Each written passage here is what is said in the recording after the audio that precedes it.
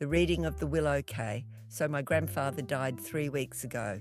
Richard Holloway, billionaire, literally, not millionaire, billionaire.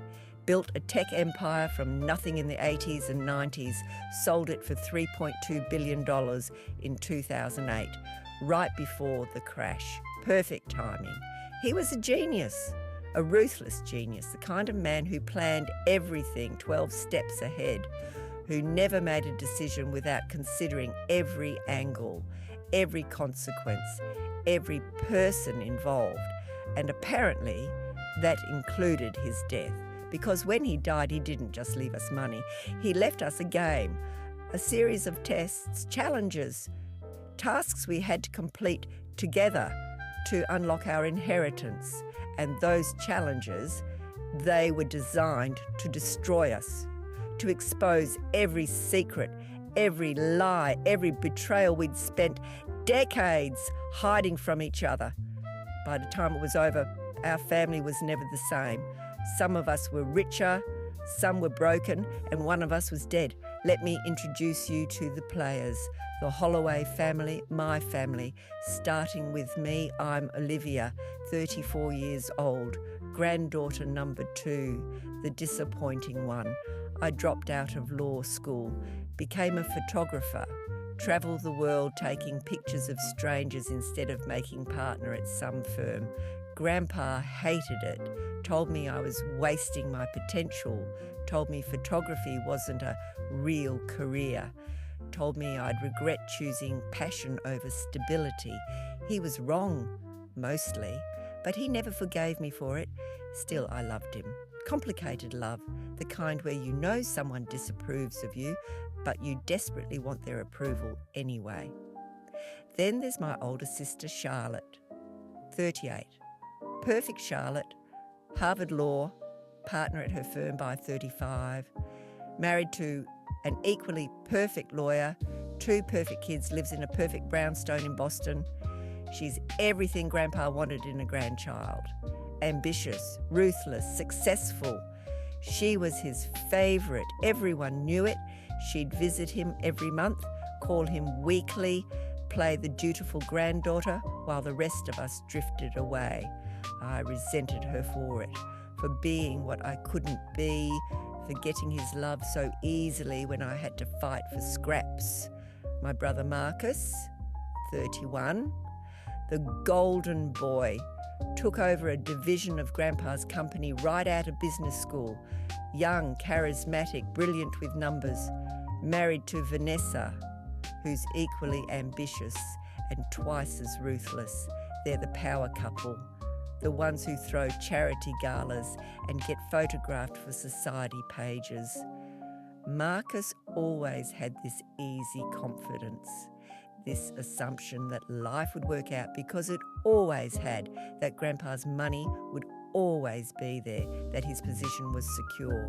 He was wrong about that too. Then there's my cousin James, 36, Uncle Robert's son. James is complicated. He's the family addict. Is, recovering, relapsing, recovering again. He's been to rehab 4 times, each time funded by Grandpa, each time with promises to get clean, to stay clean, to be better. Sometimes he was, sometimes he wasn't. Grandpa kept funding it anyway, kept believing or kept controlling, hard to tell which. James is smart when he's sober, funny, kind, but addiction doesn't care about potential.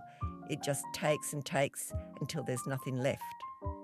James's sister, my cousin Rebecca, 33.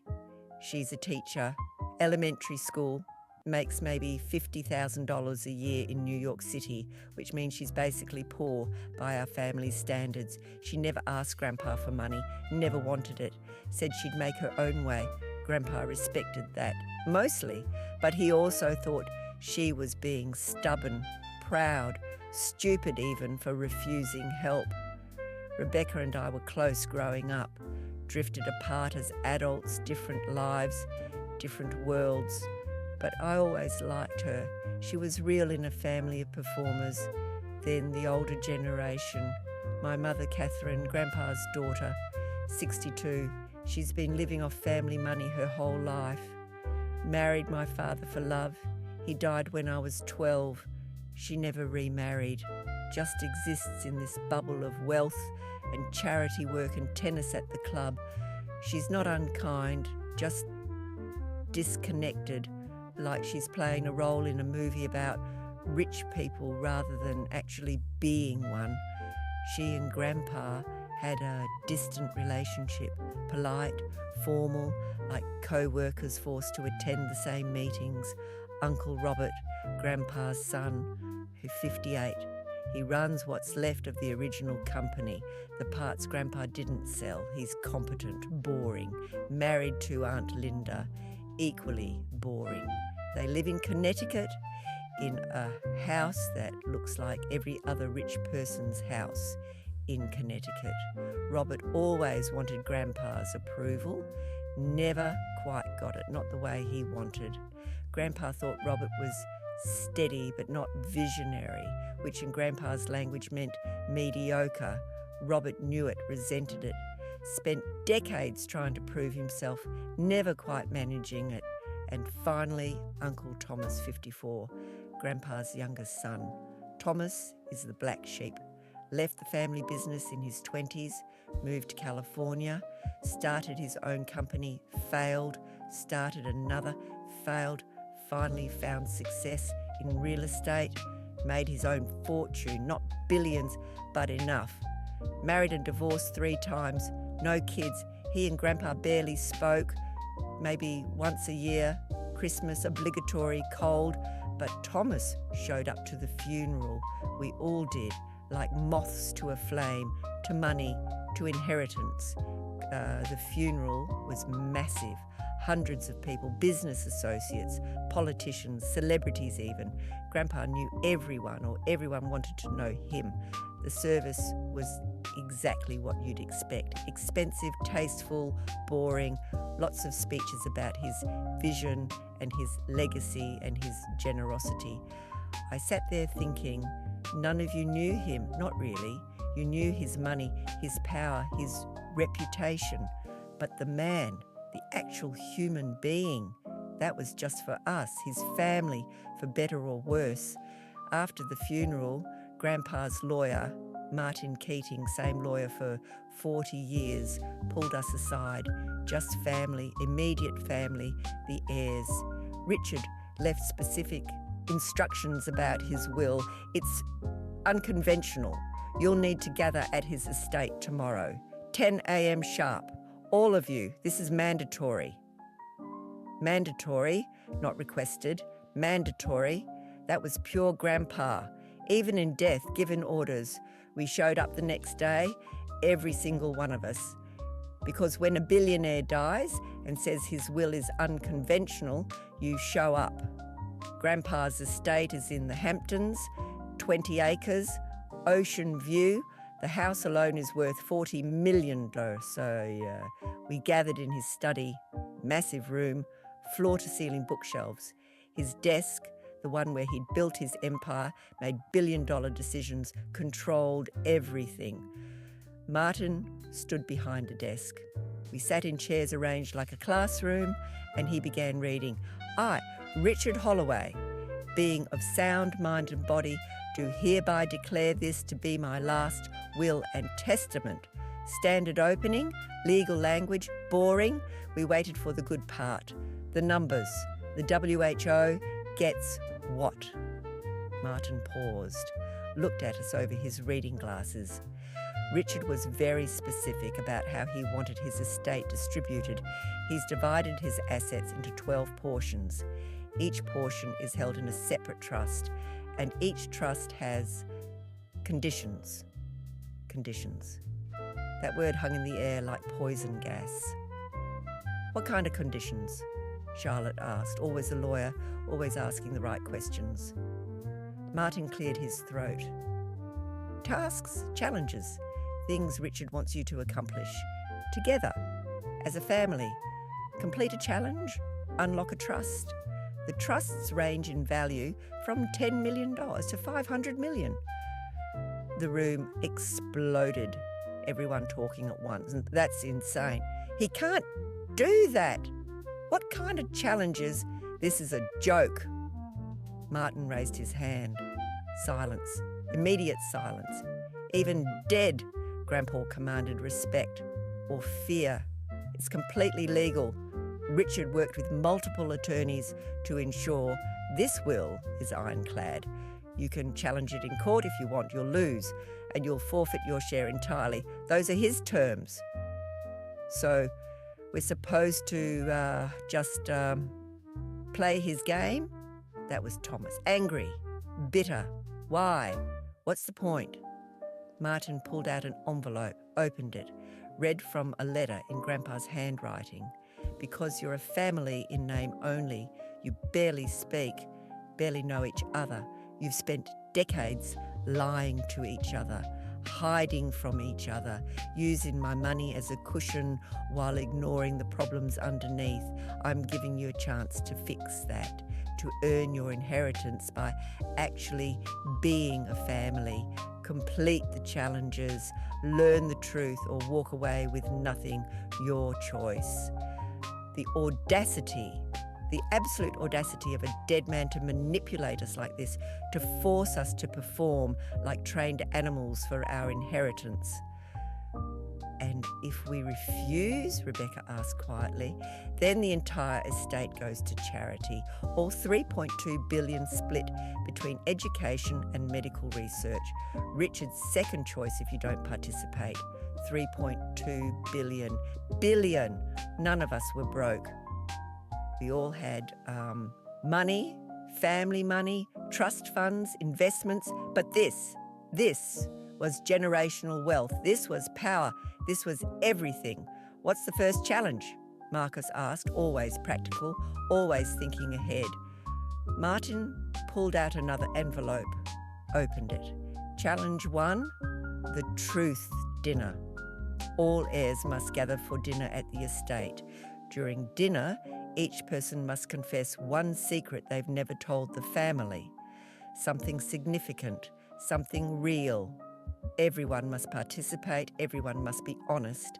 If anyone refuses or if anyone is caught lying, challenge 1 fails. The first trust, 10 million, remains locked. A truth dinner. Confess our secrets in front of everyone. How will you know if we're lying? Charlotte asked. Martin smiled, grim smile. Richard installed a polygraph system in the dining room, state of the art. You'll each be connected during dinner. The system will detect deception. It's not perfect, but it's good enough. And Richard trusted it. A polygraph. He'd built a lie detector into his house for US. This is insane, my mother said. First time she'd spoken. This is controlling and manipulative, and this is Richard, Martin interrupted. You all knew him. You knew what he was capable of. This shouldn't surprise you. He was right. It didn't surprise me. It was exactly the kind of thing Grandpa would do. Turn his death into a lesson, a test, a game. When? I asked. The dinner. When does it have to happen? 1 week from today, Saturday night, 7 p.m. All of you, no exceptions. Bring your secrets, bring your truth, or bring nothing and forfeit. We left the estate in silence, drove our separate ways, and for the next week we each sat with our secrets. The things we'd never told, the lies we'd maintained for years, decades even, and we wondered what would be worse, losing the money or revealing the truth. For me, the choice was obvious. I'd already disappointed Grandpa, already failed to live up to his expectations. What was one more failure? I'd tell my truth, whatever it cost. But I wasn't naive. I knew the others had bigger secrets, darker secrets, secrets that would destroy this family if they came out. And they were about to, in 6 days, at a dinner table connected to a lie detector built by a dead man who wanted to watch us burn. Saturday came. We arrived at the estate at 6:30 p.m, early, nervous. The dining room had been transformed. Grandpa's long table, seats 14, was set for 9.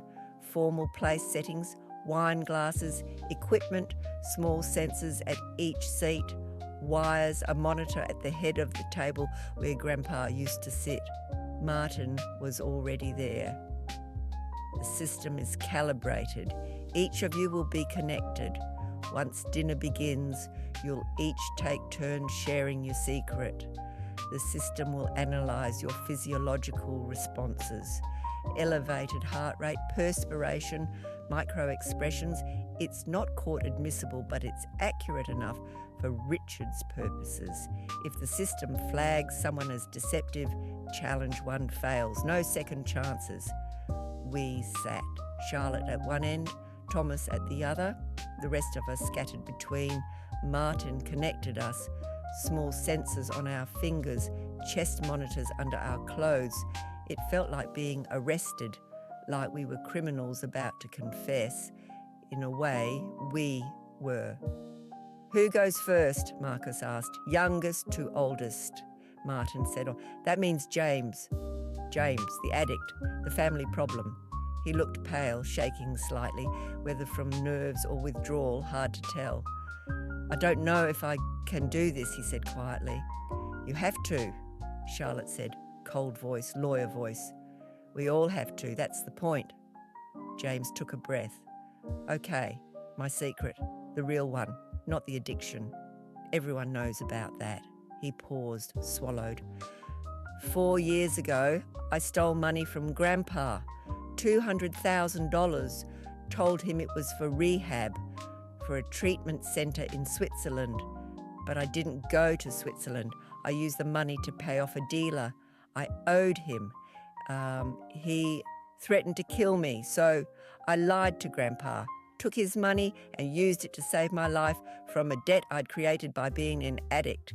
I never told him the truth. He died thinking I'd gone to treatment, that I'd tried, but I just ran, like I always do. Silence. Heavy silence. The monitor beeped. Green light. "Truth?" Martin nodded. "Accepted. Next." Rebecca went next. Sweet Rebecca. The teacher. What secret could she possibly have? "I'm not really a teacher anymore," she said quietly. "I was fired 3 months ago for drinking on the job. I've been hiding it from everyone, living off savings, pretending everything's fine, but I'm broke and I'm an alcoholic, just like James is an addict. We both inherited it from Dad's side, and I'm drowning, have been for years, but I'm too proud to ask for help, too proud to admit I failed." The monitor, green light, truth. Uncle Robert looked at his daughter like he'd never seen her before. "Rebecca, why didn't you tell me?" "Because you judge me like you judge James, like you judge everyone who doesn't meet your standards." More silence. This was already worse than I'd thought, and we were only 2 people in. "Olivia, you're next," Martin said. "My turn, my secret. I'd practiced this, rehearsed it, but sitting here, connected to a machine, with everyone staring, it was harder than I'd imagined. I'm broke," I said, simple, direct. "The photography career that Grandpa hated, it failed years ago. I've been living off credit cards and loans from friends, pretending to be successful, posting photos on Instagram like I'm thriving, but I'm $180,000 in debt. I haven't booked a real job in 2 years. I'm a fraud, and Grandpa was right. I wasted my potential. I should have stayed in law school, should have listened to him, but I was too stubborn, too proud. And now I'm broke and ashamed and desperate." Green light. Truth. Charlotte was staring at me. "Why didn't you ask me for help?" "Because you're perfect, and I'm not, and I didn't want you to know how badly I'd failed." She looked hurt, genuinely hurt, but there was no time for comfort. Marcus was next. "I'm embezzling from Grandpa's company," Marcus said, flat voice, emotionless. Have been for 3 years. Small amounts, $50,000 here, $100,000 there. Vanessa and I have debts, massive debts. We live beyond our means, way beyond. The penthouse, the cars, the lifestyle, it's all fake. We're leveraged to hell, and I've been stealing from the company to maintain the illusion. Robert knows. He's been covering for me because he's terrified of scandal, of the company collapsing if the truth comes out. Green light, truth. Robert's face went white. You said you'd stop. I didn't. I can't. We're in too deep. This was a disaster. We were 4 people in and the family was already fracturing. Charlotte went next. Perfect, Charlotte. I'm having an affair, she said. No preamble, no setup, just fact. With my husband's law partner. For 2 years. David doesn't know. The kids don't know, but I'm in love with someone who isn't my husband, and I don't know how to stop. Don't know if I want to stop. I married David because he was safe, appropriate, what Grandpa wanted. But I don't love him, never did. I love Marcus. Wait, Marcus? My brother Marcus? Not your brother Marcus, Charlotte clarified quickly. Marcus Yang, my husband's partner. Same name, different person. Oh, thank God. For a second I thought this family had gotten even more twisted. Green light. Truth. Charlotte was having an affair. Perfect Charlotte was cheating. The golden child was human after all. My mother went next. I was relieved when your father died, she said to me, Charlotte and Marcus, her children. He was a good man, a kind man, but I never loved him. I married him because Richard told me to, because he approved, because it was appropriate, and when he died, I was sad. But I was also free from a marriage I never wanted, and I've felt guilty about that relief for 22 years. Green light. Truth. Mum had never loved Dad, I'd suspected, but hearing it out loud, in front of everyone, it hurt more than I expected. Uncle Robert went next. I've been having panic attacks for 5 years, severe ones. I take medication, see a therapist, but I hide it from everyone, from Linda, from the company, from Dad, because Holloways don't have panic attacks. Holloways don't have weaknesses. We're strong, successful, perfect, but I'm not. I'm falling apart, have been for years, and I'm terrified someone will notice. Green light, truth. Robert, steady, boring Robert, was breaking down, and none of us had known. Aunt Linda went next. I knew about Marcus embezzling. Robert told me, and I told him to let it continue, because if the company collapses, we lose everything, our house, our status, our life. So I'm complicit, I'm an accessory, and I don't care, because I'd rather be rich and corrupt than poor and honest. Green light, truth. Linda was more ruthless than any of us had guessed. Finally, Thomas, Uncle Thomas, the black sheep, the one who'd left. What secret could he have? I loved him, Thomas said quietly. Richard, my father, I loved him. And I left because he told me I wasn't good enough, that I'd never measure up, that I was a disappointment. So I ran, built my own life, my own money, tried to prove him wrong, but I never stopped wanting his approval. Never stopped hoping he'd call and say he was proud. He never did, and now he's dead, and I'll never hear it, never get that closure, and it's killing me, has been for 30 years. Green light, truth. Thomas was crying, actually crying. The black sheep loved the father who'd rejected him and had spent 3 decades running from that pain. We sat in silence, connected to machines, surrounded by truth, by secrets, by decades of lies finally exposed. The monitor beeped. A message appeared. Challenge 1, complete. Trust 1, unlocked. $10 million released. we'd done it. We'd told the truth and survived. Barely. Martin disconnected us. The money will be distributed equally among all heirs, approximately $1.1 million each. Congratulations. $1.1 million for exposing our deepest shames, for destroying our carefully maintained facades. Was it worth it? I didn't know, couldn't tell. All I knew was we had 11 more challenges, 11 more truths to uncover.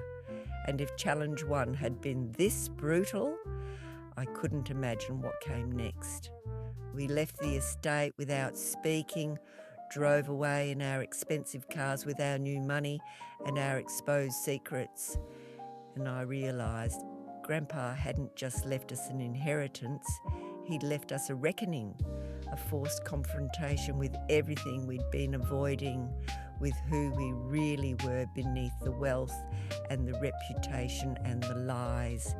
And he'd made sure we couldn't escape it, couldn't buy our way out, couldn't hide. We had to face it together or lose everything. The first truth was out, 11 more to go, and I had a terrible feeling. The real secrets hadn't even surfaced yet. This was just the beginning, the warm-up, the test to see if we'd actually play. We'd passed, but at what cost, and what would the next challenge demand? I was about to find out. We all were, whether we wanted to or not. The challenges escalate. The call came 2 weeks after the truth dinner. Martin, professional voice, clinical. Challenge 2 is ready. You're to gather at the estate again this Friday, same time, 7 p.m, all of you. We'd been living with our exposed secrets for 14 days. James had checked himself into rehab again, but this time, honestly, Rebecca had started AA meetings.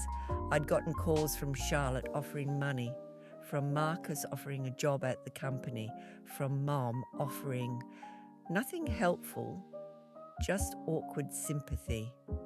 The family was pretending the dinner hadn't happened, that we hadn't just ripped ourselves open in front of each other. But it had happened, and we couldn't unsee it, couldn't unknow what we'd learned. Friday arrived, we gathered again. Same dining room, but this time no sensors, no polygraph. Just Martin standing at the head of the table with another envelope. Challenge 2, he announced, is about trust. Richard believed trust was the foundation of family, and that none of you trust each other. Not really, so here's your test. He opened the envelope, read from Grandpa's letter. Each heir will be paired with another heir.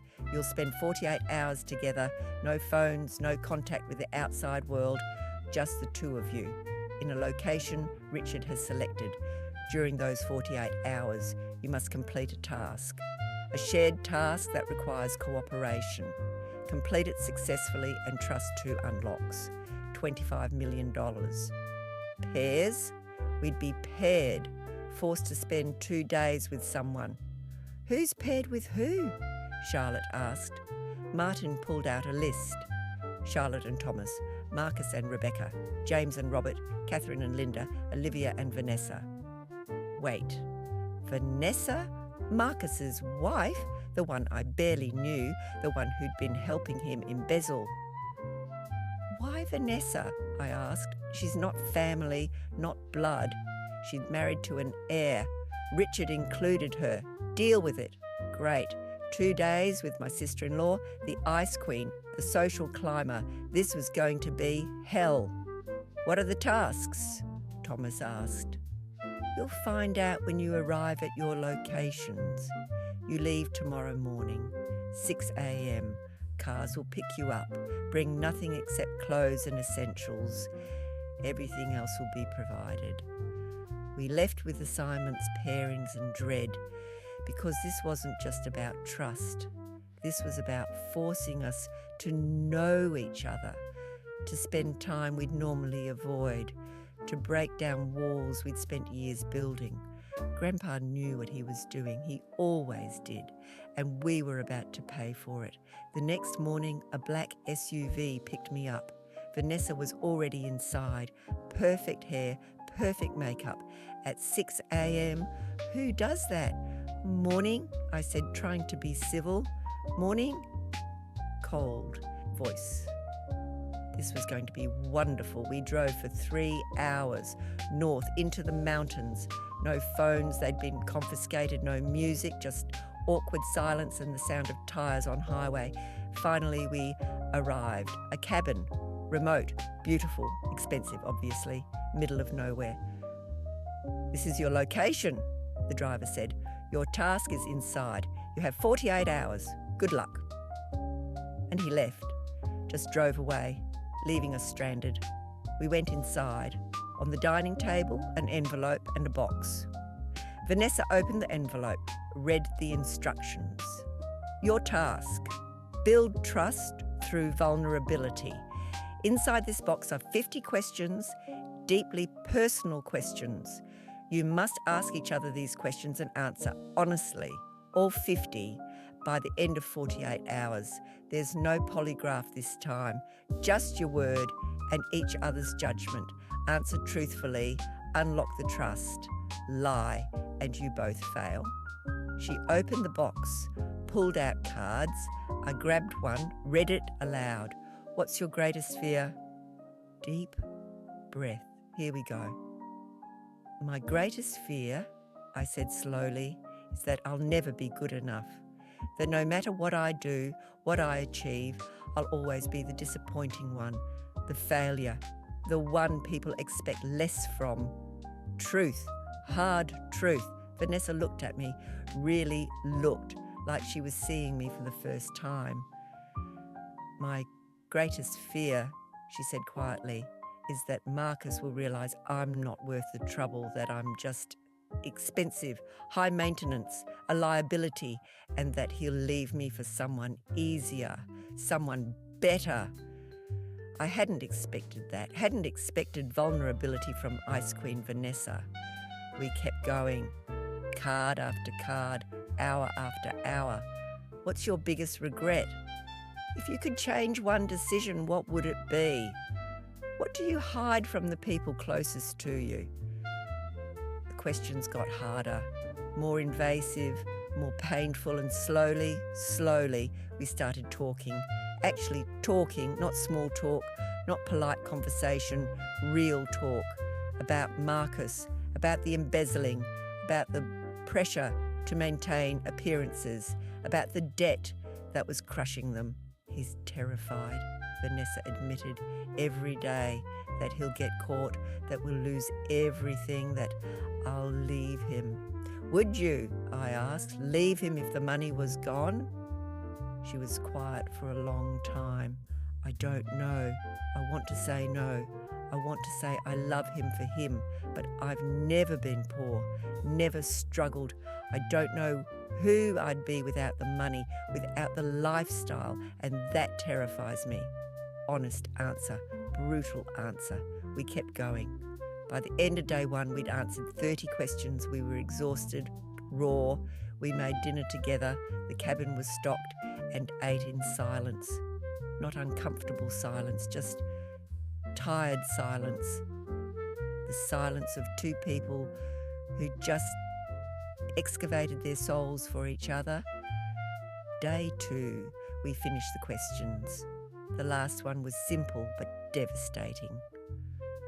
Do you trust the person you're with? Vanessa looked at me. I didn't.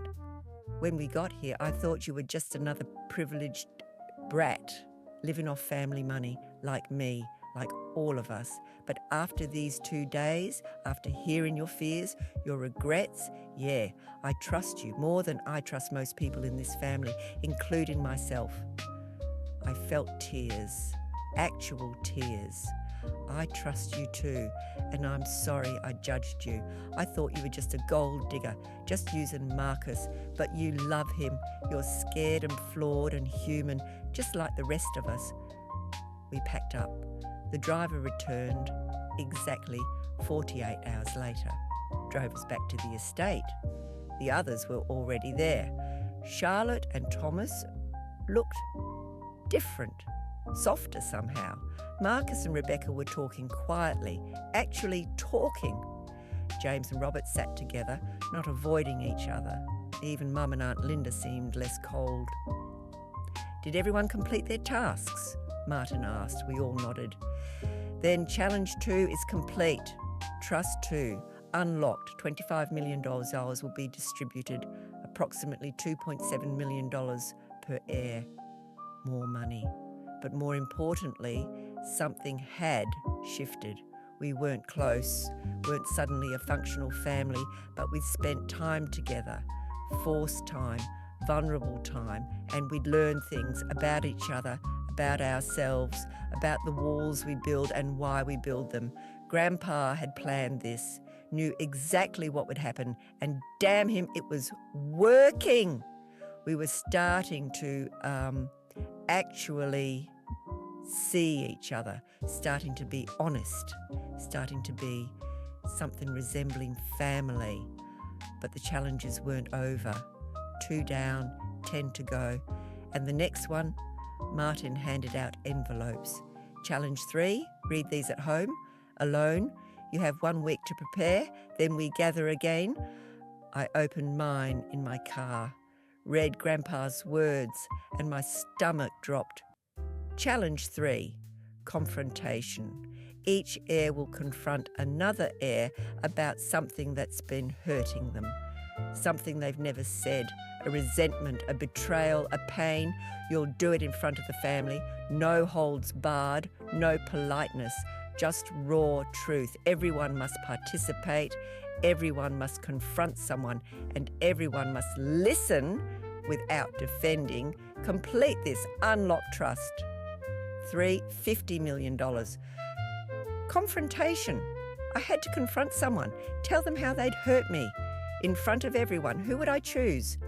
Charlotte for being perfect while I struggled, Marcus for being the golden boy, Mom for being distant, Grandpa himself for being dead and still controlling us. I had a week to decide, a week to choose who to destroy and to prepare for someone to destroy me, because someone was going to confront me too.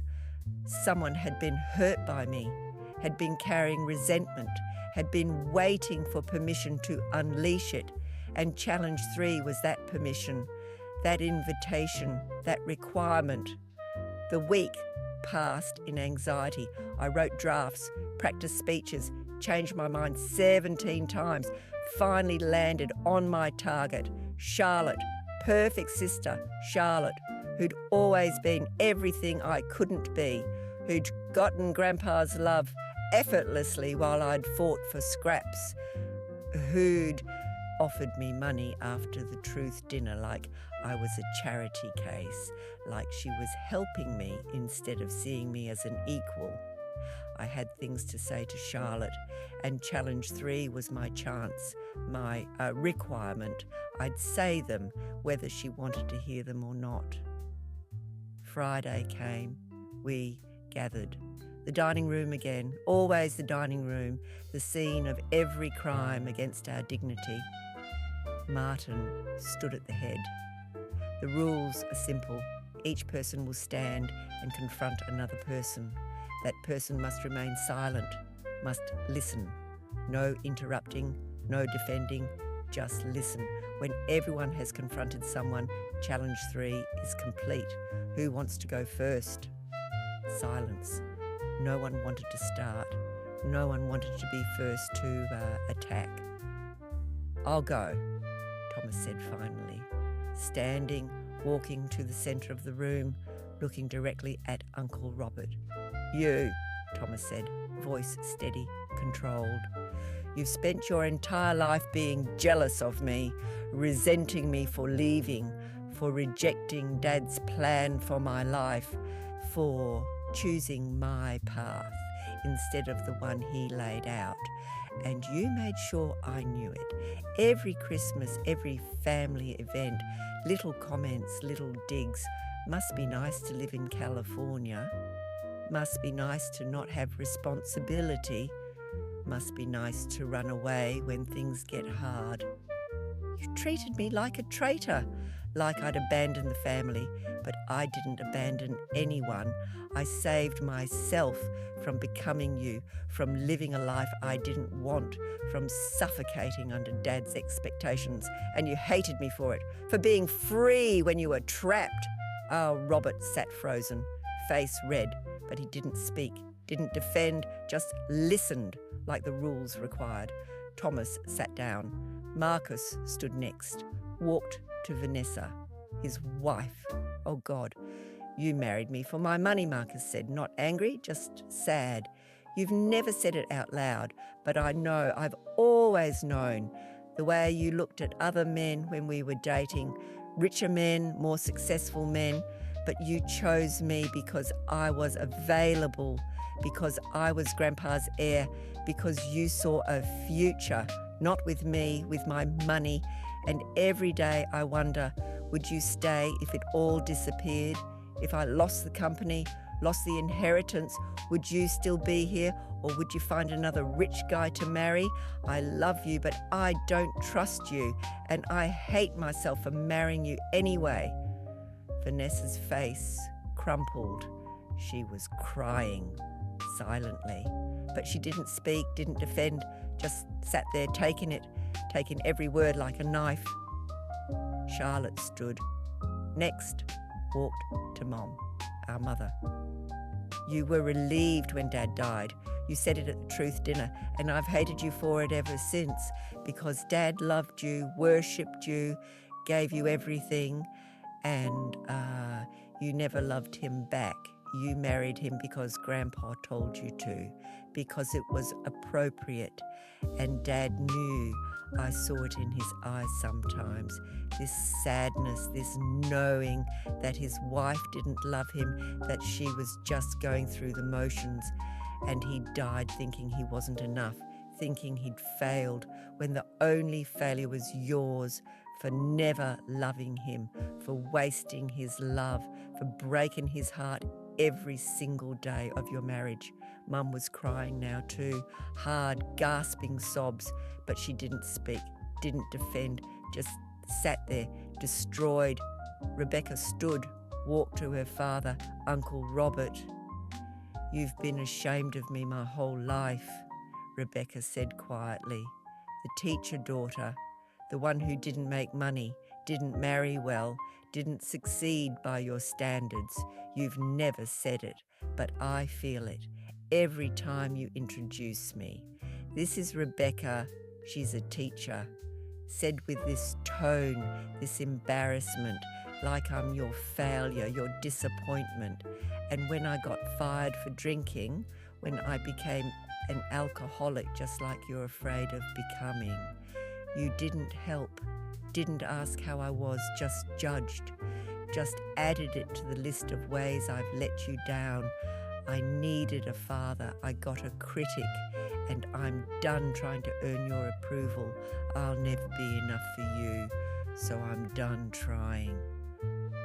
Robert looked gutted, actually physically ill.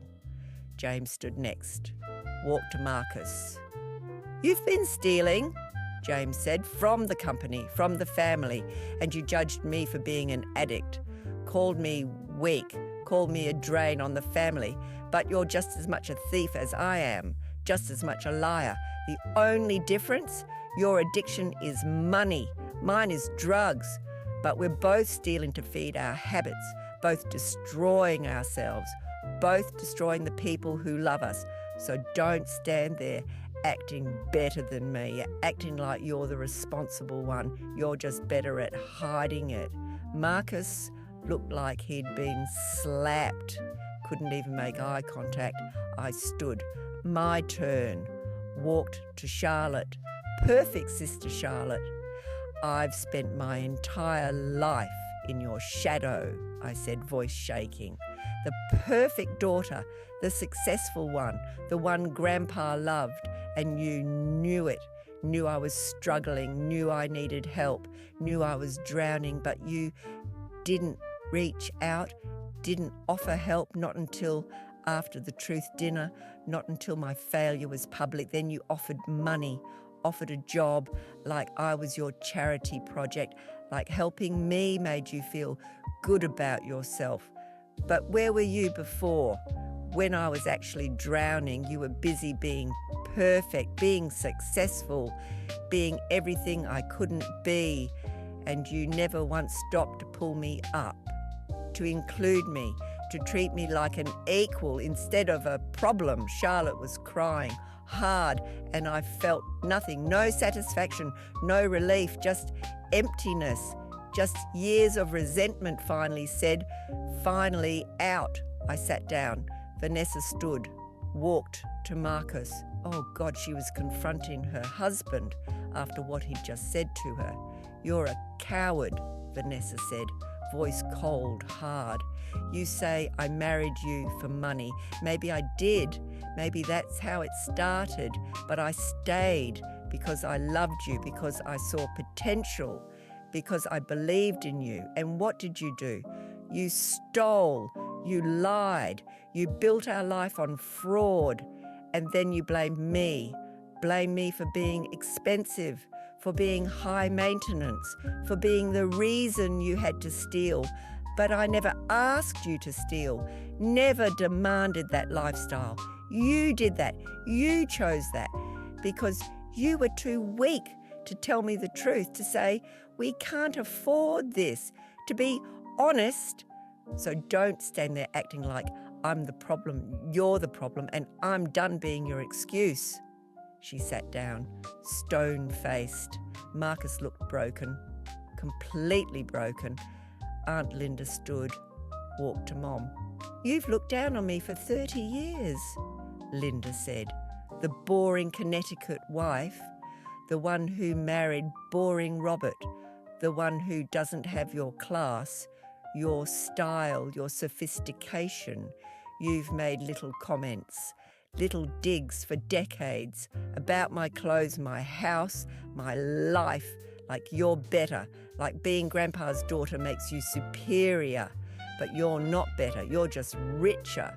And you've used that money as a weapon, as a way to feel above everyone, above me. And I'm tired of it, tired of feeling small, tired of feeling less than. I'm done letting you make me feel that way. Mum looked shocked, like she'd never realised, never noticed. But Linda wasn't done. And you know what? I'm happier than you. I have a husband who loves me, kids who respect me, a life I chose. You have money and loneliness and a marriage to a dead man you never loved. So who's really winning here? She sat down, triumphant. Mum looked absolutely shattered. Robert stood last, walked to Thomas. You left, Robert said simply. You abandoned me, abandoned Dad, abandoned the family, and you act like you're the victim, like Dad drove you away, but he didn't. You chose to leave, chose to run instead of fight, chose to build your own thing instead of helping with ours. And yeah, I resented you because I stayed. I did the work, I carried the burden while you lived your life in California, free, happy, successful on your own terms. I've spent 30 years being the responsible one, the boring one, the one who stayed. And you've spent 30 years being the favourite, the one who got away, the one Dad talked about with pride, even though you rejected everything he offered. How is that fair? How is that right? Thomas didn't answer, couldn't answer, because Robert was right. Thomas had left, had been free, had escaped, and Robert had stayed, had suffered, had carried the weight Thomas had dropped. We sat in silence, every confrontation done, every wound opened, every resentment aired. Martin checked his tablet. Challenge 3, complete, trust. 3, unlocked, $50 million released, approximately $5.5 million per air. we'd torn each other apart for $5.5 million. Was it worth it? I didn't know. All I knew was the family was in pieces. We'd said things that couldn't be unsaid, exposed wounds that couldn't be healed, and we still had 9 challenges left. 9 more ways for Grandpa to destroy us. I was starting to wonder, was the money worth it? Was any amount of money worth this? I was about to find out. The breaking point. After challenge 3, we didn't speak for 2 weeks. Couldn't. The confrontations had been too raw, too honest, too devastating. Charlotte stopped answering my calls. Marcus and Vanessa separated. She moved into a hotel. James relapsed and disappeared for 4 days before Rebecca found him and dragged him back to rehab. Mum locked herself in her house and refused visitors. The family was fractured, broken in ways that felt permanent, irreparable, and Grandpa's lawyer, he just waited, patient, knowing this would happen, knowing we'd fall apart, because that was part of the plan. Break us down, force us to rebuild, or don't, and lose everything. The call came on a Tuesday, Martin's voice clinical as ever. Challenge 4 is ready. This one's different, this one's individual. Each of you will complete your challenge alone. No family, no witnesses, just you and the task. Complete it and you contribute to Trust 4. If everyone completes their individual challenge, Trust 4 unlocks $75 million. But if even one person fails, the entire challenge fails. Everyone loses. Individual challenges. That meant we couldn't help each other, couldn't compensate for someone's weakness. We all had to succeed, or we all failed. What are the challenges, I asked. You'll receive yours tomorrow by courier, private. Don't share them with each other. Don't discuss them. Complete them within 1 week. Report back here next Friday. My envelope arrived the next morning. Heavy paper, Grandpa's seal.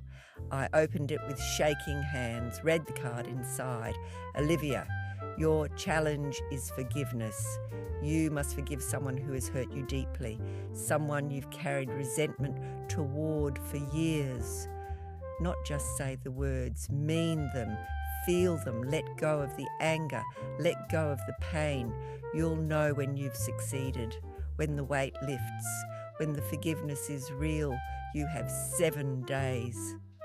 Forgiveness. Of course, the one thing I was worst at, the one thing I'd never been able to do. Holding grudges was my specialty. Carrying resentment was my default. And Grandpa knew it, knew exactly what would destroy me. Who did I need to forgive? The list was long. Charlotte for being perfect, Marcus for being the golden boy, Mom for being distant, Grandpa himself for being dead and still controlling us. But I knew who this was really about. Dad, my father, who died when I was 12, who left me, who abandoned me even though it wasn't his fault, even though he didn't choose to die. I'd been angry at him for 22 years, angry that he left, angry that he wasn't there for my graduation, my failures, my life, angry that he loved Mom and she'd never loved him back, angry at everything, and I'd never let it go, never forgiven him for dying, for leaving me behind. I drove to his grave, first time in 5 years, stood there in the cold looking at his headstone. Richard Thomas Morrison, beloved husband and father. Beloved. Was he? Mum hadn't loved him. We'd loved him, but he died anyway, left us anyway.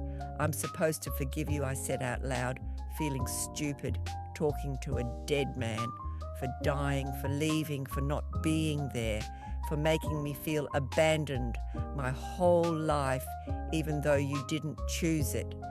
I'm supposed to let go of all that anger, all that resentment, all that pain I've carried for 22 years, but I don't know how.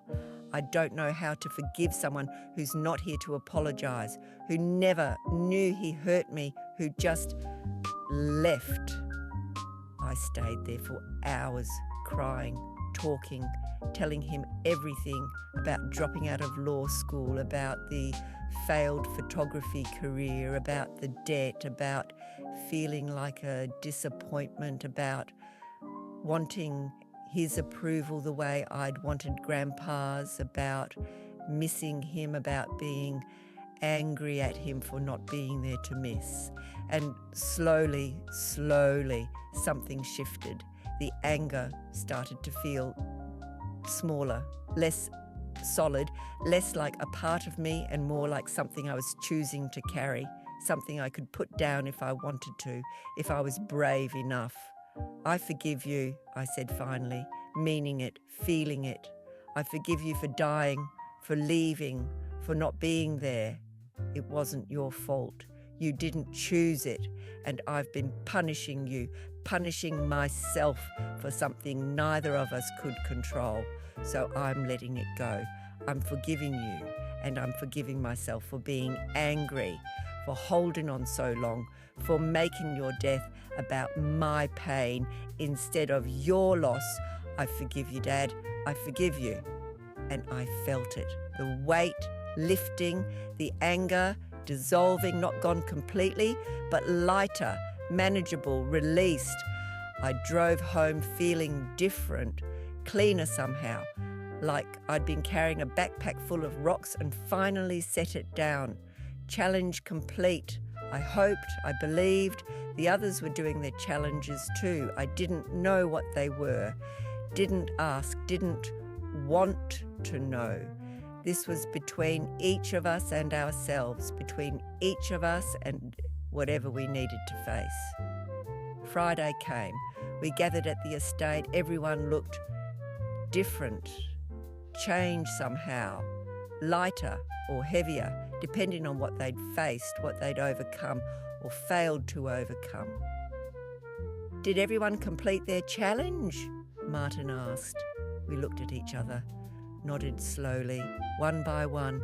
Yes, yes, yes, everyone, even James, who looked sober for the first time in years, even Vanessa, who looked like she'd been crying for days, even Mum, who looked older, but somehow more present.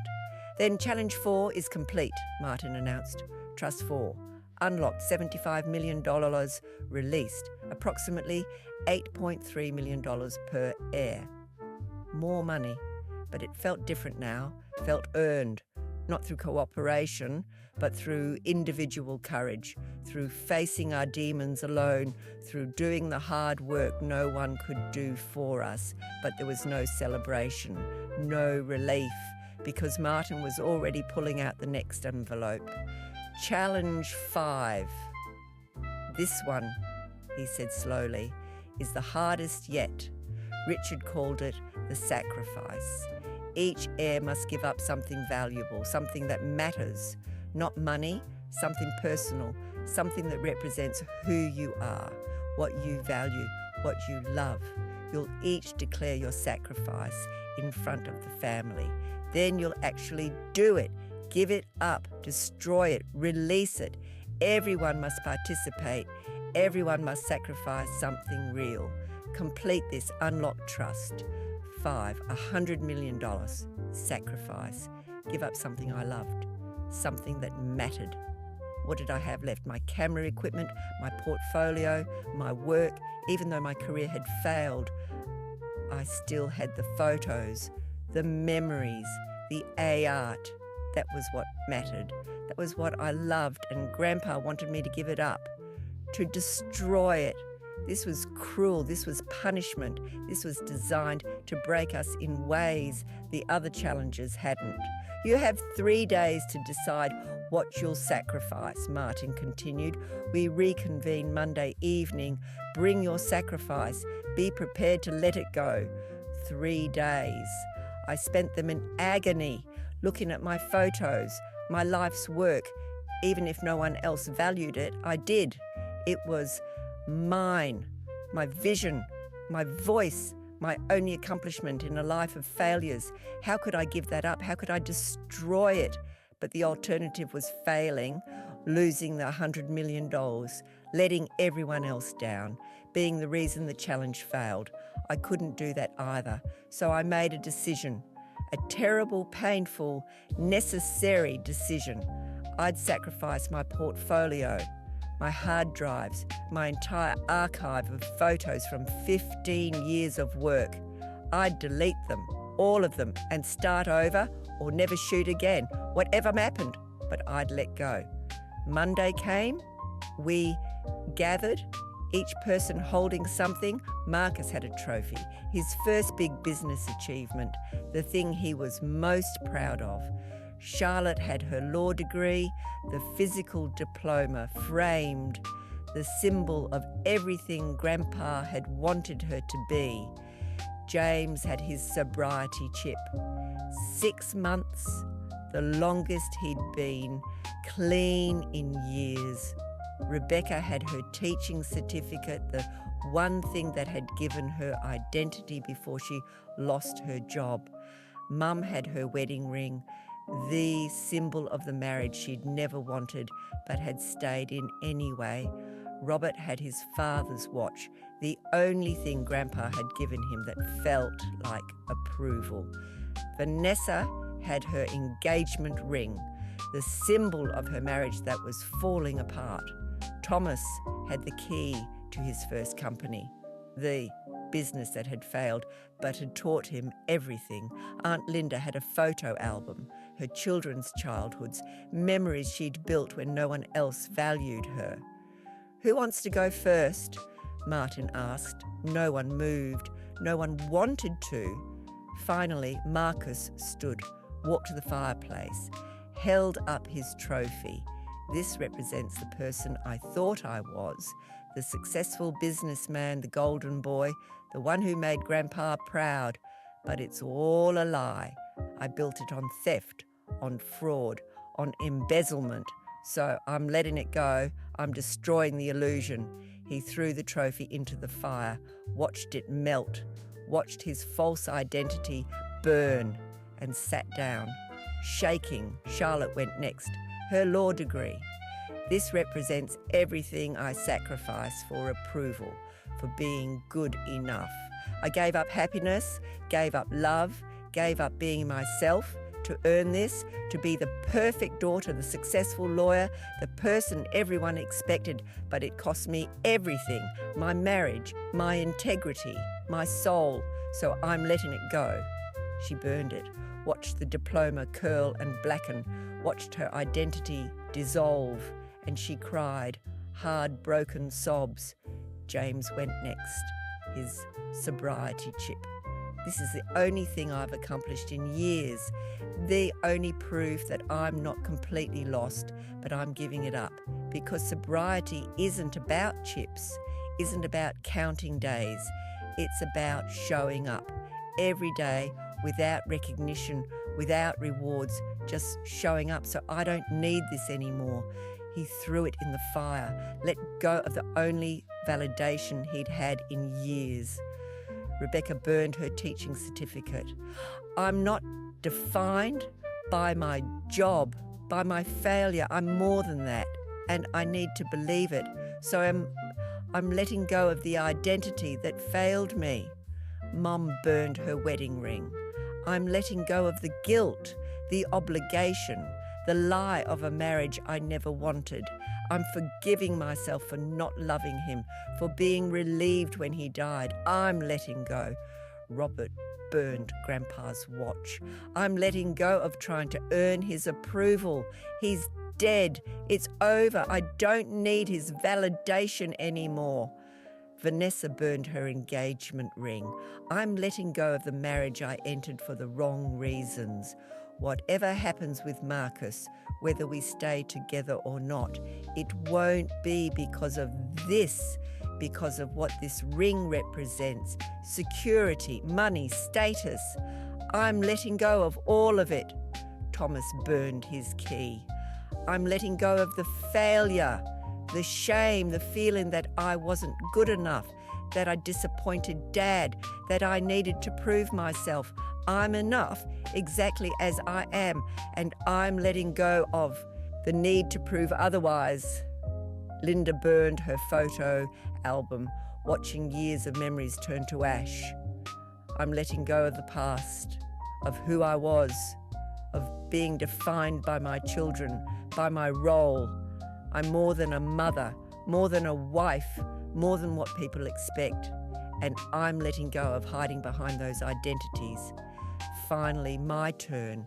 I held up my hard drives, my entire portfolio, 15 years of work, and I threw them in the fire, watched them melt, watched my identity as a photographer burn.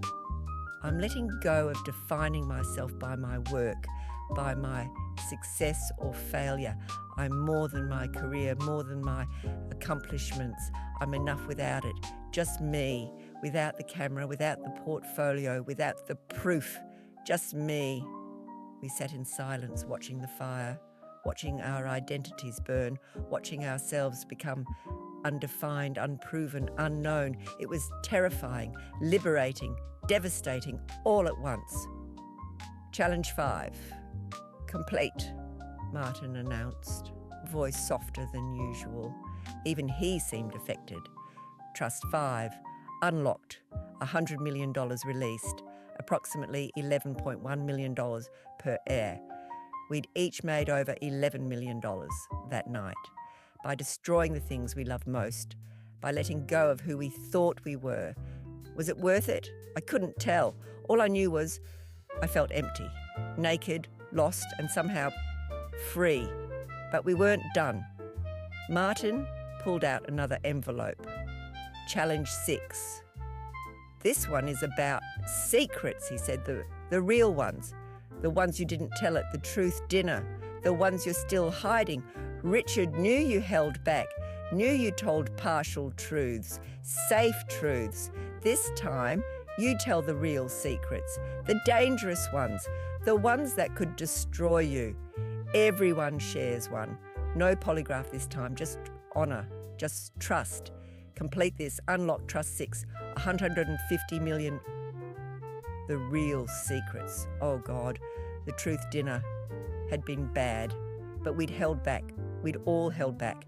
Shared secrets that were painful but safe, secrets that wouldn't truly destroy us. But this was asking for the nuclear secrets, the ones that could end marriages, end careers, end lives. You have 2 weeks, Martin said, to decide if you're willing, to decide what you'll share, to decide if the money is worth the cost. Because make no mistake, this will cost you everything you share will be permanent, will be known, will change how your family sees you forever. Choose carefully. 2 weeks we left in silence, each carrying the weight of our deepest secrets, the ones we'd never told, the ones we'd planned to take to our graves, and we had to decide, was $16.6 million each worth revealing them? Was any amount of money worth that level of exposure, of vulnerability, of risk? I didn't know. All I knew was I had a secret, a big one, a devastating one. And if I told it, nothing would ever be the same. My family would never look at me the same way. Mum would never forgive me, and I'd have to live with that forever.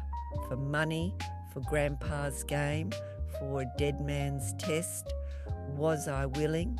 I had 2 weeks to decide, 2 weeks to choose between safety and wealth, between hiding and honesty, between the lie I'd been living and the truth that would destroy me, and I honestly didn't know which I'd choose, not yet.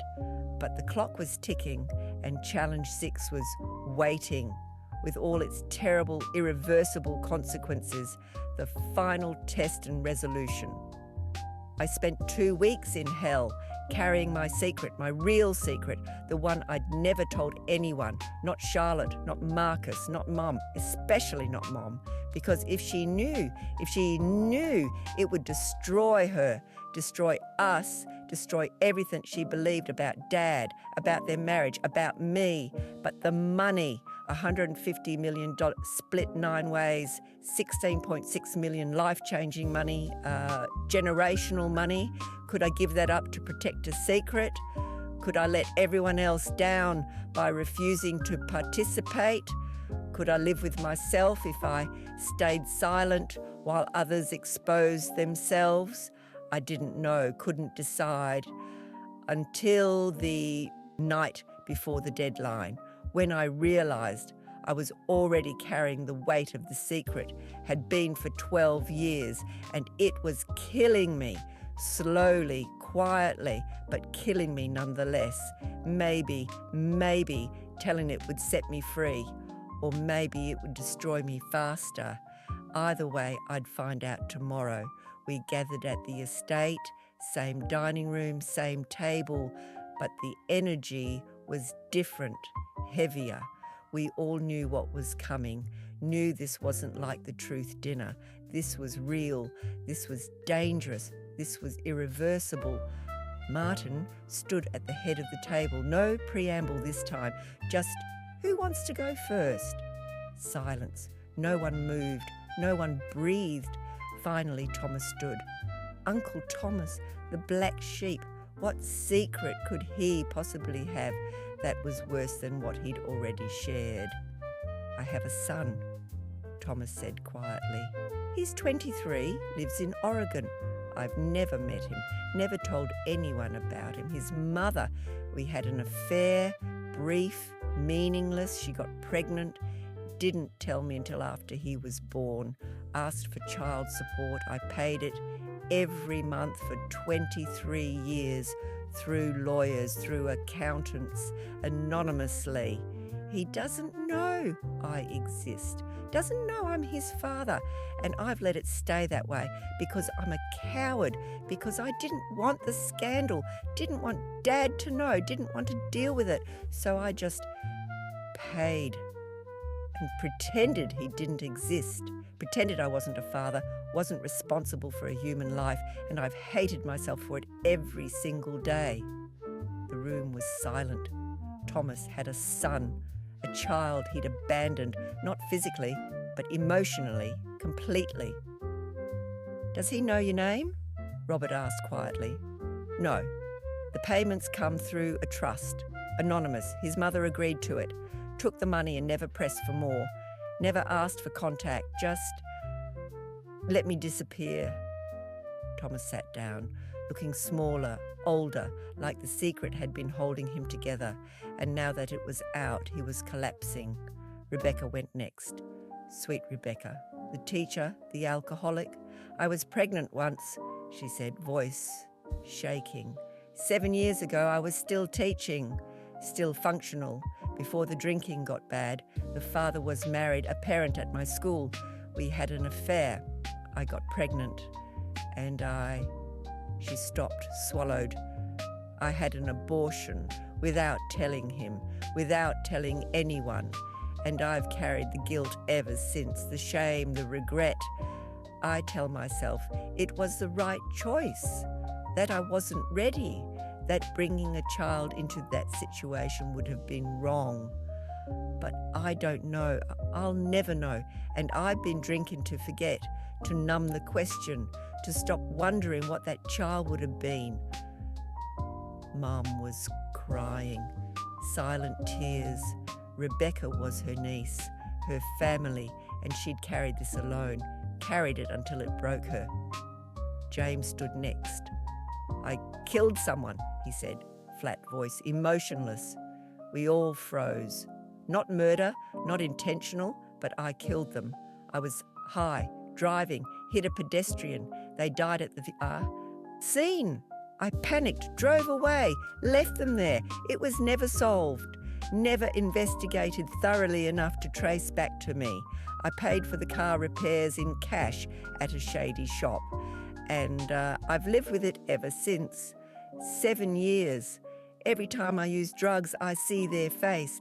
Every time I get high, I remember what I took who I destroyed and I keep using anyway because I can't face it sober, can't face what I am, a murderer, a killer, someone who took a life and ran. Robert stood up, walked out of the room, gone. James had killed someone, driven away, and never faced justice, never confessed. We sat in shocked silence. No one knew what to say, what to do. Finally, Martin spoke. Robert's departure counts as refusal to continue. Challenge 6 fails unless the door opened. Robert walked back in, face pale but present. "I'm staying," he said quietly. "I'm hearing this. We're all hearing this." He sat down. James looked at him with something like gratitude. Charlotte stood next. Perfect Charlotte. "I embezzled too," she said. "Not from the company, from my firm, my law firm. I've been taking money from client settlement accounts, small amounts they'd never notice, amounts that could be explained as fees if anyone asked. But they're not fees, they're theft. I've taken over $400,000 in the last 3 years, used it to fund my affair, to rent an apartment Marcus Yang, and I used to buy gifts, to maintain the illusion that I'm still perfect Charlotte, still successful Charlotte, when really I'm a thief, just like my brother, just like my family. We're all thieves, we just steal different things." Marcus was staring at her in horror. His sister, perfect sister, was a criminal, just like him. Vanessa stood next. "I tried to kill myself," she said quietly. 6 months ago. Pills, a lot of pills. I took them and I waited to die because I couldn't stand the pressure anymore, the expectations, the need to be perfect, the need to maintain appearances, the debt we were drowning in. I wanted out. I wanted to stop existing. Marcus found me, called 911, saved my life. We told everyone it was food poisoning, a stomach bug, but it wasn't. It was a suicide attempt, and I'm only here because he found me in time, because he saved me even though he probably shouldn't have. Marcus reached for her hand, held it for the first time in weeks, maybe months. They'd been separated since Challenge 3, but this brought them together. Shared pain, shared survival. Mum stood next. "I had another child," she said, voice barely above a whisper. "Before I married your father, before I was Catherine Holloway, I was 18, got pregnant by my college boyfriend. My parents, your grandparents, were horrified, sent me away, made me give the baby up for adoption. A girl. I never held her, never saw her face, just signed the papers and came home, met your father a year later, married him like Richard wanted, had you 3 and never told anyone. But I've thought about her every day, wondered where she is, who she is, if she's happy, if she ever thinks about me. I have 4 children, but I've only raised 3. And the guilt of that, of giving her away, of choosing my reputation over my child, has eaten me alive for 40 years." We stared at Mom, our mother, who'd had a child before us, a daughter. We had a sister somewhere, a half-sister we'd never known existed. "Did you ever try to find her?" I asked. "No, the adoption was closed, and I was too afraid, too ashamed. What would I even say? Sorry I gave you away, but I'd like to know you now." "It's too late. It's been too late for 40 years. Aunt Linda stood next. "I don't love Robert," she said simply. "Never did. I married him for his money, for his family, for the life I knew I'd have as a Holloway, and I've spent 30 years pretending I love him, pretending I'm happy, pretending this is the life I wanted. but I'm miserable, have been for decades, and I'm too much of a coward to leave, too afraid of losing the money, the status, the security, so I stay, and I hate myself for it, and I hate him for not noticing, for being so blind or so willing to accept the lie that he's never questioned it. Robert was crying now, silent, broken tears. His wife didn't love him, had never loved him. 30 years of marriage built on a lie. Marcus stood. I'm not Grandpa's biological grandson, he said, voice shaking. Mum had an affair when she was married to Dad. I'm the result. Dad knew. He raised me anyway, loved me anyway, never told anyone, but I've always known. Found the paternity test when I was 16, hidden in Dad's files, proof that I'm not a Holloway by blood. I'm the product of Mum's affair, of her one moment of rebellion against Richard's control. And I've carried that my whole life, wondering if that's why Grandpa favoured Charlotte, why I always felt like I had to prove myself, because deep down he knew I wasn't really his. Mum's face went white.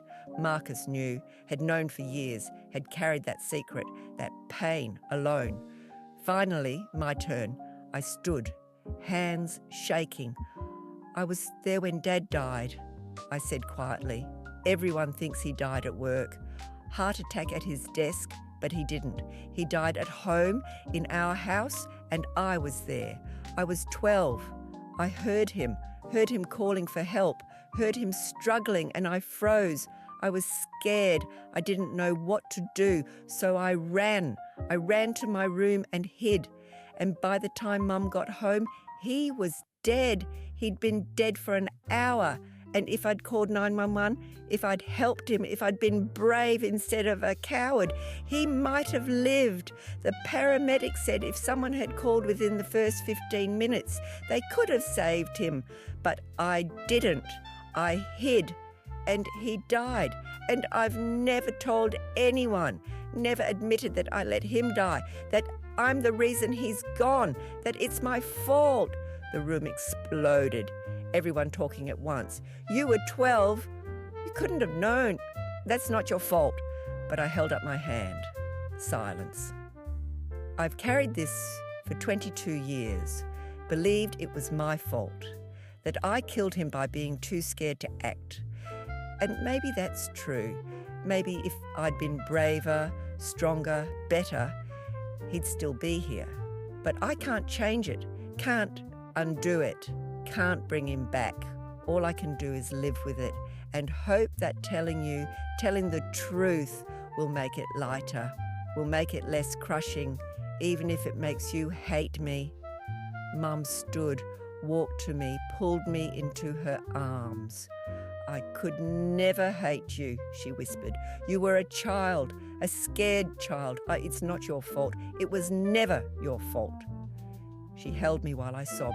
22 years of guilt, 22 years of secret, finally out, finally known, finally lighter. We sat in silence, destroyed, exposed. Every secret told, every wound opened, every lie revealed.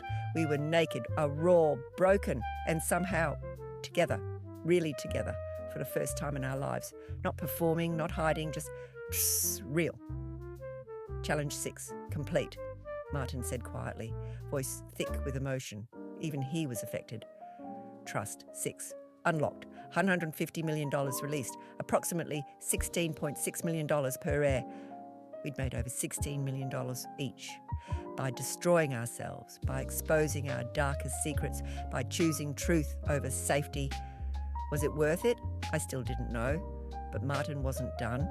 He pulled out another envelope. Challenge 7, he said. Richard called this the reckoning. Based on what you've learned about each other, about yourselves, you must now decide. Do you deserve your inheritance? Each person will vote publicly on whether they deserve to inherit and whether others deserve to inherit. Majority vote determines who receives Trust 7. $200 million.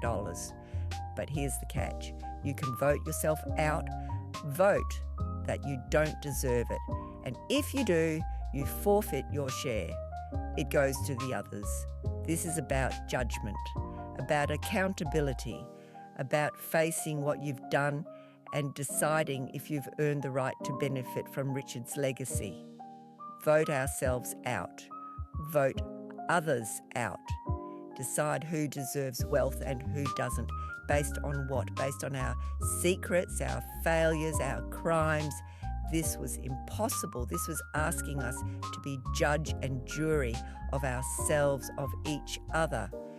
You vote now, Martin said. Tonight, no time to prepare, no time to strategize, just honest judgment, starting with the youngest.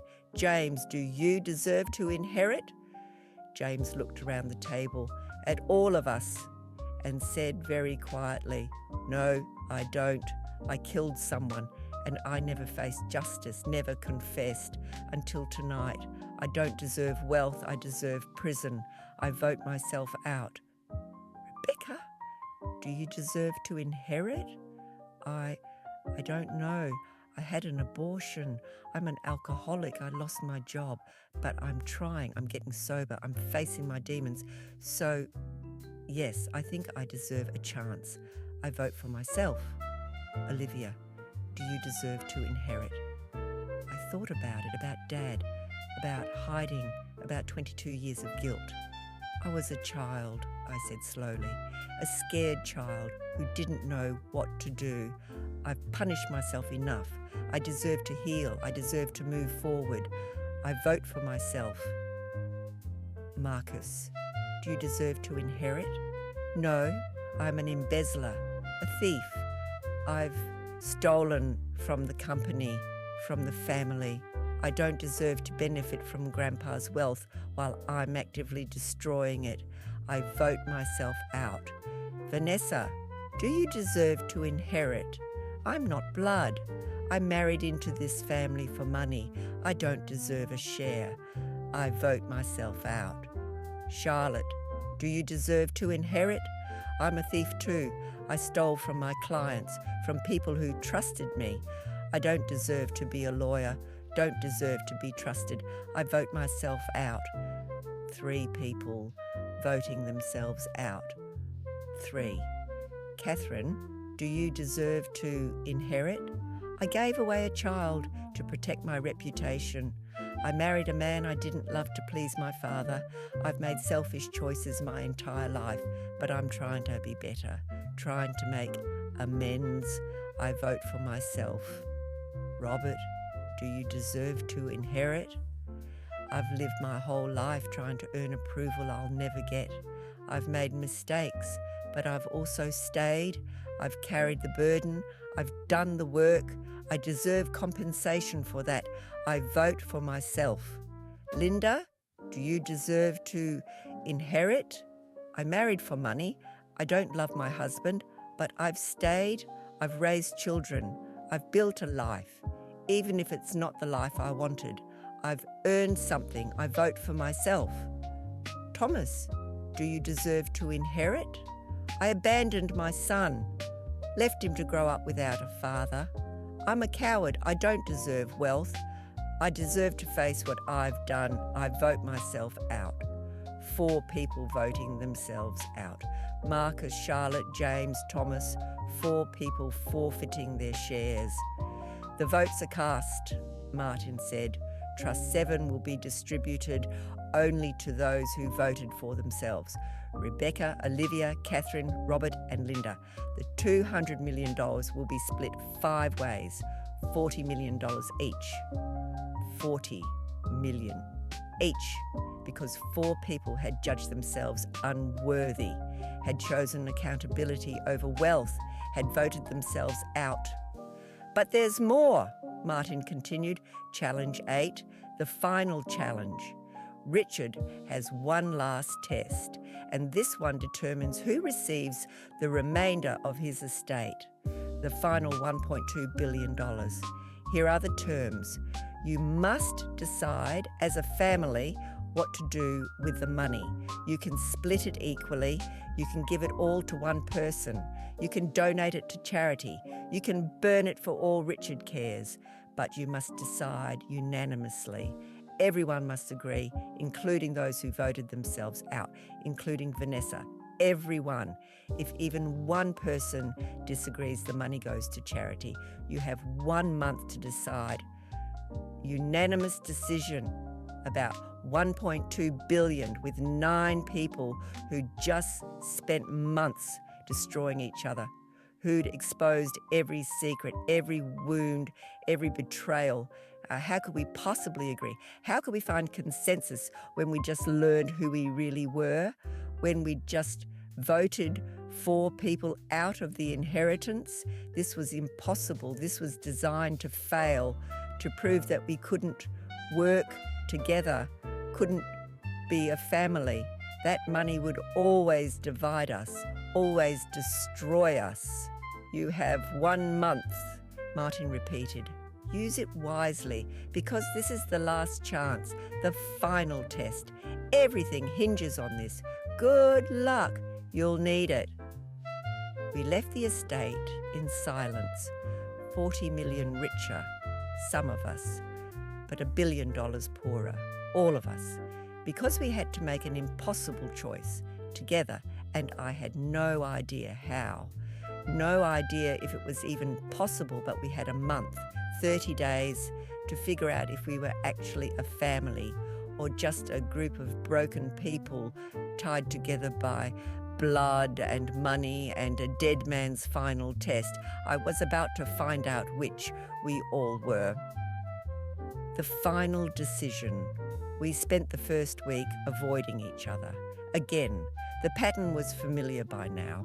Reveal something devastating, retreat to our separate corners, pretend we could go back to not knowing, but we couldn't. Not anymore.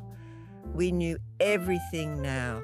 Every secret, every lie, every crime, every shame. We knew who we really were, and we had to decide what to do about 1.2 billion together, unanimously, or lose it all. The second week, Charlotte called a family meeting at her house, not the estate, not Grandpa's territory, neutral ground, sort of. We gathered in her living room, all 9 of us, including the 4 who'd voted themselves out, including Vanessa, everyone. We need to talk about this, Charlotte said, lawyer voice, practical voice. We have 2 weeks left to reach a unanimous decision. We need to start actually discussing options. What options? Thomas asked bitterly. We split it equally and pretend the last 6 months didn't happen. We give it all to charity like Grandpa wanted us to fail. We burn it because we're all too damaged to deserve it. Those are all options, Charlotte said calmly. But there are others. We could create a family foundation, use the money for something meaningful, something that honours Dad's legacy while also honours his legacy, Marcus interrupted. He tortured us. He forced us to destroy each other. He made us expose our worst secrets and vote ourselves unworthy. What part of that deserves honouring? The part where he was right, Rebecca said quietly. We all turned to look at her. He was right. We weren't a family. We were strangers who shared DNA and attended obligatory gatherings. We barely knew each other, barely liked each other, and he forced us to change that, to actually see each other.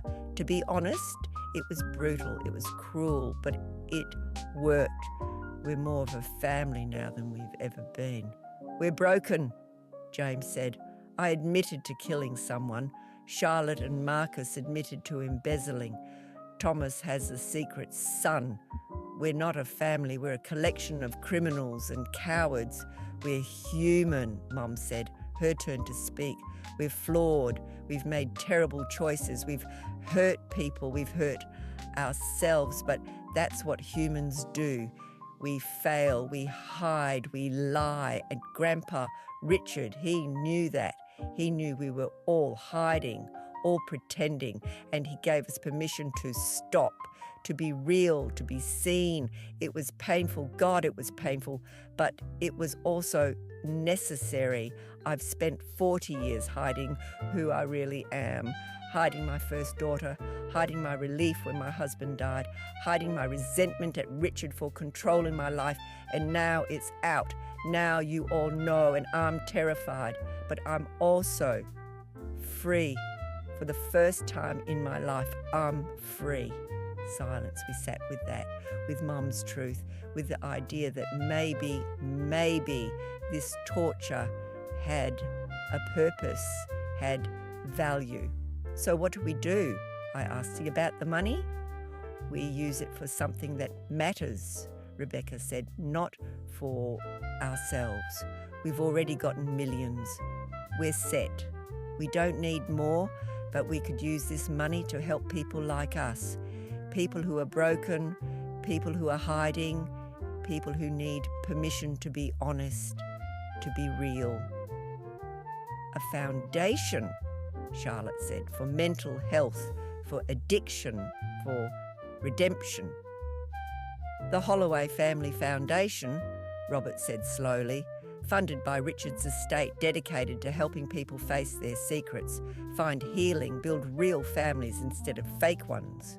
And who runs it? Thomas asked.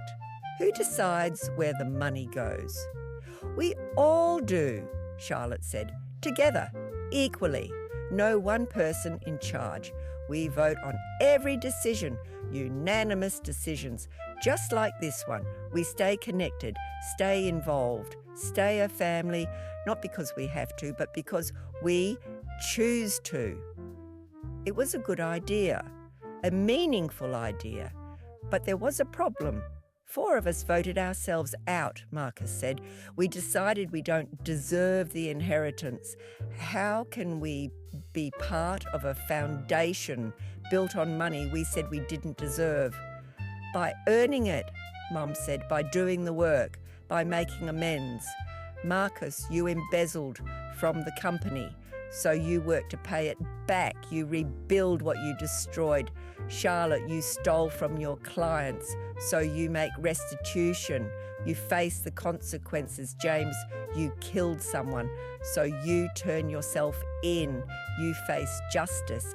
And Thomas, you find your son. You tell him the truth. You tried to build a relationship. You don't run anymore. You face what you've done. All of you. You earn the right to be part of this foundation by actually doing the work, by being accountable. They were quiet, thinking, processing. Finally, James spoke. If I turn myself in, I go to prison for manslaughter, hit and run. I could get 20 years. Yes, Mum said gently. You could, and that's the consequence of what you did, of running instead of facing it. But it's also the path to redemption, to actually making amends instead of just using drugs to forget. Prison might save your life, James, might force you to get sober, to face yourself, to heal. He was crying. I'm scared. We're all scared, Rebecca said, reaching for his hand. But we'll be here. We'll visit. We'll write. We'll make sure you're not alone. That's what family does. And us? Charlotte asked. Marcus and me? We embezzled. We stole. Do we turn ourselves in too? That's up to you, Robert said. But if you do, if you face it, the foundation will support your families. We'll make sure your kids are taken care of. We'll help Vanessa. We'll help David. We'll make sure that your accountability doesn't destroy the innocent people around you. That's what the money is for, to help people face consequences without destroying everyone they love. Marcus looked at Vanessa. If I go to prison, I'll wait, she said quietly. If you're willing to face it, to be honest, to actually do the work instead of running, I'll wait. I'll support you because that's the man I want to be married to. The honest one, not the thief. Thomas stood, walked to the window, looked out at Charlotte's perfect neighbourhood. "I don't know if my son will want to know me," he said quietly. "I abandoned him for 23 years. Why would he want a relationship with the man who paid him off and disappeared?" "Maybe he won't," I said, "but you owe him the choice, the chance to decide for himself. You've been making decisions for him his whole life, deciding he's better off without you, deciding you're not good enough, but he deserves to make that choice himself, to meet you, to hear your story, to decide if he wants you in his life. You owe him that." "What about you, Olivia?" Charlotte asked, turning to me. "What do you need to do to earn this? What amends do you need to make?" I thought about it, about Dad, about hiding, about 22 years of guilt. "I need to forgive myself," I said slowly. "Truly forgive myself, not just say it, but feel it, believe it. Accept that I was a child, that I couldn't have known, that it wasn't my fault. I need therapy, real therapy, to work through the trauma, the guilt, the shame. That's my work, that's my accountability." "Then do it," Mum said. The foundation will pay for it, will support you. That's what it's for." We sat in silence, considering, processing. Finally, Robert spoke. "So we're agreed? We create the foundation, use the $1.2 billion to help people face their secrets, find healing, build real families, and we each do our own work, face our own consequences, make our own amends, and we do it together, as a family, a real family, not perfect, not healed, but honest, connected, real." We looked at each other, all 9 of us, broken, exposed, terrified, but together, really together, for the first time. "I agree," Charlotte said. "I agree," Marcus said. "I agree," said James, one by one. Each of us, including the 4 who'd voted themselves out, including Vanessa. Everyone, unanimous. We'd done it.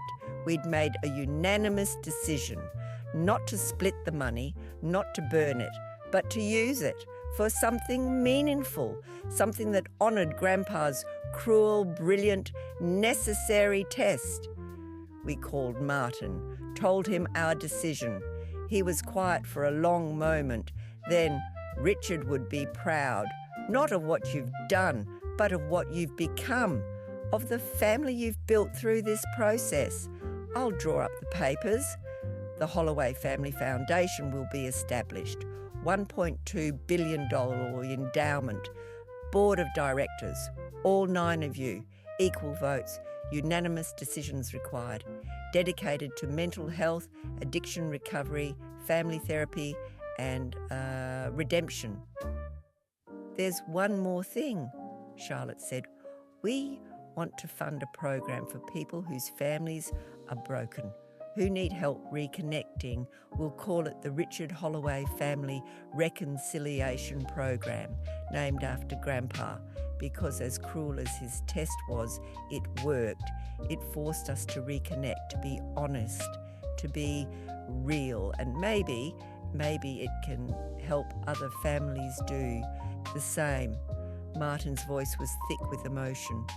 "I'll add that to the foundation charter.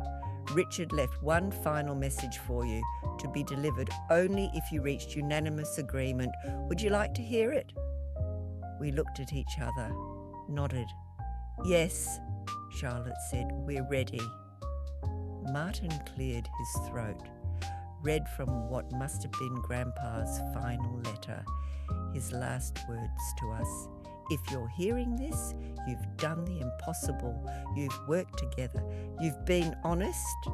You've made a unanimous decision about the money, which means you've become something I always hoped you'd be but never thought you could be. A real family. Not perfect, not healed, but honest, connected, real. I'm proud of you, not because you completed my challenges, but because you chose each other over the money. You chose connection over comfort. You chose truth over hiding. That's harder than any business deal I ever made. Harder than building an empire. Harder than anything. And you did it. I was cruel. I know that. I designed these challenges to hurt you, to expose you, to break you down so you could rebuild as something better, something real. Some of you will hate me for it. That's fair. I earned that hate, but I hope that someday you'll understand, that you'll see what I saw, a family that had everything except each other, a family that was dying from the inside while looking perfect from the outside. I couldn't let that continue. I couldn't let you waste your lives the way I wasted mine, building wealth instead of relationships, building empires instead of family. I wanted better for you, even if it meant hurting you, even if it meant you'd hate me. I wanted you to have what I never had, real connection, real honesty, real love. The money is yours to use as you see fit. I trust your decision, whatever it is, because if you made it unanimously, it's the right one. Not because it's perfect, but because you made it together. That's all I ever wanted, for you to be together. Really together, not just at holidays and funerals, but in your hearts, in your lives, in your souls. You're my legacy, not the money, not the company. You, the family you've become through this process, the family you'll continue to be, the family you'll build going forward. That's what matters. That's what lasts. That's what I wanted to leave behind. I love you, all of you. Even when I was cruel, even when I was controlling, even when I was wrong, I loved you. And I'm sorry I didn't know how to show it without games, without tests, without challenges. But I desperately hope that through all the pain, you felt it. You knew it, that everything I did was because I wanted you to be happy, to be whole, to be together. Goodbye, my darlings. Live well, love each other, and forgive an old man for not knowing a better way. Richard.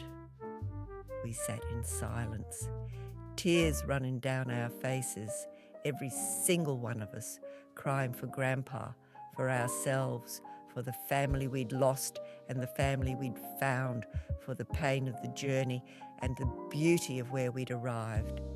Challenge 8, complete, Martin said quietly. The Holloway Family Foundation is now established. Congratulations. Richard he is proud. Wherever he is, he's proud. We spent the next month making it real. Marcus turned himself into the SEC, confessed to embezzling, got a plea deal, 2 years in prison, full restitution, permanent ban from securities trading. Vanessa stood by him, visited every week, brought their kids, proved that she loved him, not just his money. Charlotte confessed to her firm. They fired her, reported her to the Bar Association. She lost her license, lost her career, lost everything she'd built her identity on, but she started over, began working at a legal aid clinic, helping people who couldn't afford lawyers, finding purpose in service instead of status. James turned himself in for the hit and run. 7 years late, the family of the victim was there at his sentencing. They were angry, devastated, hurt, but they also saw his remorse, saw his sobriety, saw him taking accountability. The judge gave him 15 years. James accepted it without complaint, said it was the first time in his adult life he'd felt like he was doing something right. Rebecca started teaching again at a rehab centre, teaching people in recovery, using her experience, her failures to help others avoid the same path. Thomas found his son, flew to Oregon, knocked on his door. The kid 23, but still a kid, was shocked, angry, confused. But he listened, heard Thomas's story, his regret, his desire to try. They're taking it slow, coffee once a month, phone calls, building something from nothing. It's not perfect, but it's real. Mum found her daughter, the one she'd given up for adoption 41 years ago, hired a private investigator, tracked her down. Her name is Sarah. She's 41, a nurse, married, 2 kids. She was shocked to be contacted, scared, but also curious. They met for lunch, awkward lunch, painful lunch, but they met and they're trying, slowly, carefully, building a relationship that should have existed all along. Robert started therapy for his panic attacks, for his need for approval, for his marriage. Linda started therapy too. They're working on it, on being honest with each other for the first time in 30 years. It's hard. Some days they think they won't make it, but they're trying. That's more than they've ever done. I started therapy too, real therapy, trauma therapy, EMDR for the PTSD I'd been carrying since Dad died, for the guilt, the shame, the belief that I'd killed him. It's slow work, painful work, but I'm doing it, and I'm starting to believe, really believe, that it wasn't my fault, that I was just a scared child, that I deserve forgiveness from Dad, from myself, from everyone. The foundation launched 6 months after Grandpa's death, the Holloway Family Foundation, $1.2 billion endowment, programs for addiction, recovery, family therapy, mental health, and the Richard Holloway Family Reconciliation Program, helping broken families reconnect. Be honest, be real, just like we've been forced to do. We meet every month, all 9 of us, board meetings, but also family dinners, real family dinners, where we talk about our lives, our struggles, our victories, where we're honest about the hard days and celebrate the good ones, where we're actually present with each other, where we're family, not because we have to be, but because we choose to be. Marcus calls from prison. We conference him in, include him. He's still part of us, still family. We visit him, write him, make sure he knows he's not alone. That's what families do, real families. They don't abandon each other. They don't hide. They stay, they show up, they choose each other every day, even when it's hard, especially when it's hard. 1 year after Grandpa died, we gathered at his grave, all of us, including Sarah, Mum's found daughter, including Thomas's son who'd agreed to come, including Marcus's kids, including everyone. We stood around his headstone in silence. Then Charlotte spoke. "You were cruel," she said to the grave, to Grandpa. "You tortured us. You forced us to expose ourselves, to hurt each other, to break, and we hated you for it. Some of us still do, but you were also right. We weren't a family, we were strangers, and you forced us to change that, to be honest, to be real, to actually see each other. So thank you for being cruel, for being impossible, for being Grandpa. We're better because of you. We're a family because of you, and we'll make sure your legacy, the real legacy, not just the money, lives on through the foundation, through our work, through our connections. You'll live on through us, through what you forced us to become. Rest well, Grandpa. You earned it, and we'll take it from here." We left flowers, each of us, different flowers, different meanings, but all beautiful, all intentional, all saying, we see you, we understand you, we forgive you, we love you, even now, even after everything, we love you. And we're standing on the platform he built, the family he forced us to become, using the money he left, not for ourselves, but for others, for people who are broken, who are hiding, who need permission to be honest, to be real, to be family. That's Grandpa's legacy. Not the billions, not the empire, the family, the honest, broken, beautiful family he created through his cruel, brilliant, impossible test. So if this story made you call your family or made you grateful for the family you have, remember this: real families aren't perfect. They're honest, they're messy, they're hard, but they're worth it. Worth the pain, worth the exposure, worth the work. Because at the end of the day, when the money's gone and the success fades and the accomplishments are forgotten, what remains? Family, connection, love. That's what lasts. That's what matters. That's what Grandpa knew. And that's what he gave us.